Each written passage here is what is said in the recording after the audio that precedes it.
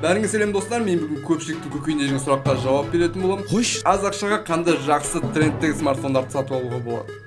Осы видеоны соңына дейін көретін болсаң, 2020 жылдың 3 топ бюджет смартфондарын білетін боласың. Видеомызды бастамас бұрын осы қазақтар үшін деп жасалған арнамызды қолдап, подписаться деген жазуды басып кет. Жазылдың ба? Онда бастаймыз.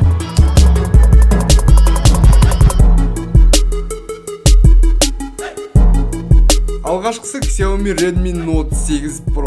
Өте мықты смартфон. Бұл смартфон өз бағасына қарамай, камерасы 64 мегапиксельді құрайды. Тіпті 4К режимінде түсіре алады. Ал фронталкасы 20 мегапиксель. Онымен қоса экраны үлкен, 6.53 дюймді. Бұнымен сіз киноны немесе кез келген ойынды қиналмай ойнай аласыз. Қатты қызбайды. Сақтау памяті, яғни жадысы дейік 6 гигабайт. Ал ішкі внутренний памяті 64 гигабайт және 128 гигабайт құрайды. Батареясы 4000 ампер сағатына. Бұл енді өте жақсы. Осы быстрее зарядкасы бар. 18 бар. Тез зарядталады. NFC бар.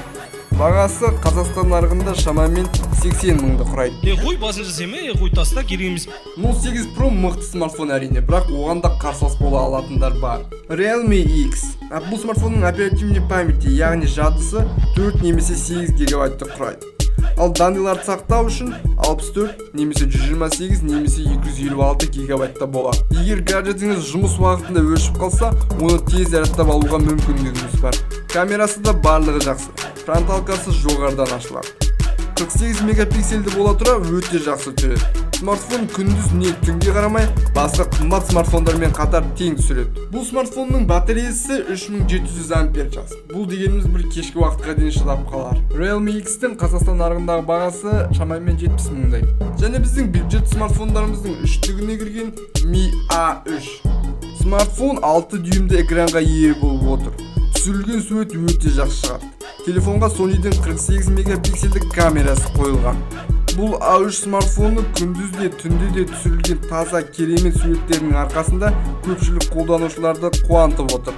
Ал фронталкасы жайлы айтайық, бұл смартфонның фронталкасы өте жақсы деп айта алмаймыз, себебі бұл күндіз ғана жақсы түсіреді, ал кешкі уақыттарда түсіруге кеңес бермейді. Бұнымен де ойындарыңызды немесе киноңызды еш қиналмай ойнай аласыз. Mi A3-тің Қазақстан нарығындағы бағасы шамамен 70 мыңдай. Осы видеоның жалғасын көргің келсе лайк бас, каналға жазып кет. Келесіде қандай видео жазып шыққанын қалайсың? Осы комментарийге жазып кет, мен міндетті түрде оқитын боламын. Айтпақшы, достарыңмен бөлісуді ұмытпа. Бай-бай, белім. Музыка! Давай, Рөлдерді біле жасаған Атагел Исмаил, Мәкір Ғұланбай, Фарида Шәріпова, Тоғызбай Жаманқұл.